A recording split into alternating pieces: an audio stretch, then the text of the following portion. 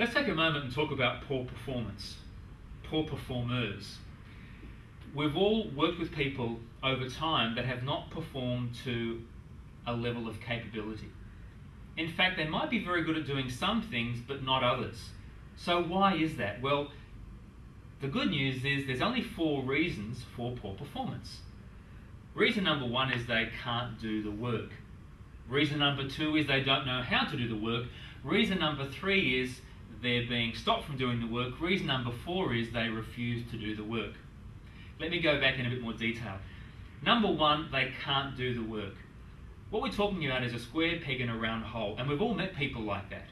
They're very talented in certain areas or certain fields, but when you take them outside of that comfort zone, they can't perform well. I'll give you an example, and please, I'm just generalizing. I'm not trying to put everyone in this industry under one blanket, but I'm hoping you'll get where I'm coming from. I've met a lot of people in IT, programmers, techies, and when you set them at a computer, they're brilliant. They can sit there for hours at a time keying in code. If I was to take that person from behind a computer and put them into a training room like we are now and ask them to deliver a presentation for a whole day, how do you think most of them would go? Probably not that well. Now, why is that? There could be many reasons, but one reason might be that these people like sitting behind a computer, these people like dealing with black and white, zeros and ones, hard facts and statistics. They find security in that. Now they're dealing with a group of people, they may find that quite challenging. And I'm not sure I've met too many people who are IT programmers that are very good public speakers. Now, I could be wrong, and if you're one of them, my apologies, but I think you know where I'm getting to. You know, sometimes as employers, we simply employ the wrong people. Square pegs in round holes. Now, can you train people out of that? Research would indicate probably not. So one reason for poor performance is they can't do the work. Second reason for poor performance is they don't know how to do the work. Now, they're capable of it, but they can't do it. So how do you change or improve that? Well, you train them. And training will generally improve someone in their skills and abilities. That will then see some improvement. So number 1, can't do it. Number 2, don't know how. And how do you fix that? You train and develop them. The third reason for poor performance is someone is being stopped from performing. Give us a few examples. If this employee has a manager who is micromanaging, looking over their shoulders, breathing down their necks, could that stop some people from performing well? Of course. What about if their computer is very slow and it crashes? Could that stop some people from performing well? What if the room is too hot, the room is too cold? What if they have to travel an hour and a half to work there and back? Could that stop some people from performing well?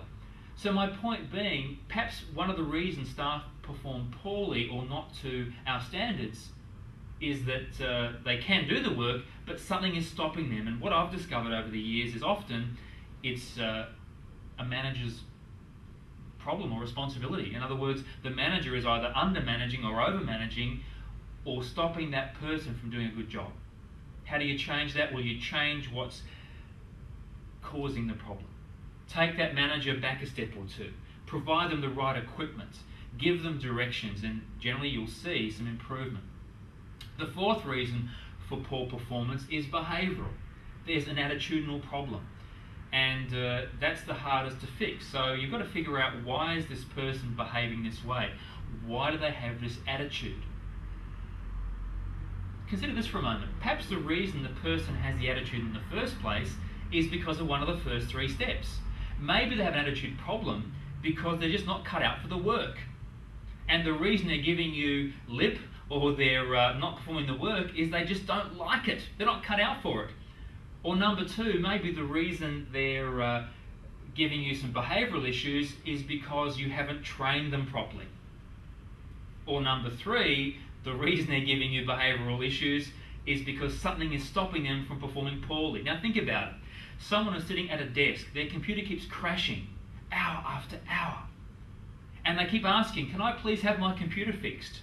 And you say, I'll look into it. And you never do.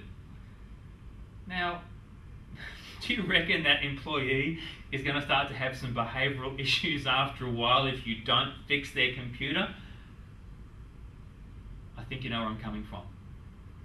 And then, of course, there's the unknown area, isn't there?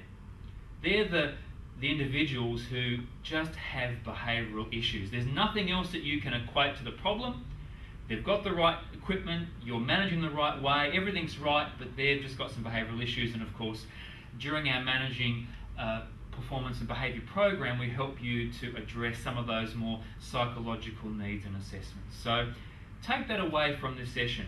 If you have individuals or team members or managers or staff that aren't performing, it's only one of 4 reasons. In summary, they can't do it. Number 2, they don't know how to do it. Number 3, they're being stopped from doing it. And number 4, there's a behavioural reason as to why they're not doing the work.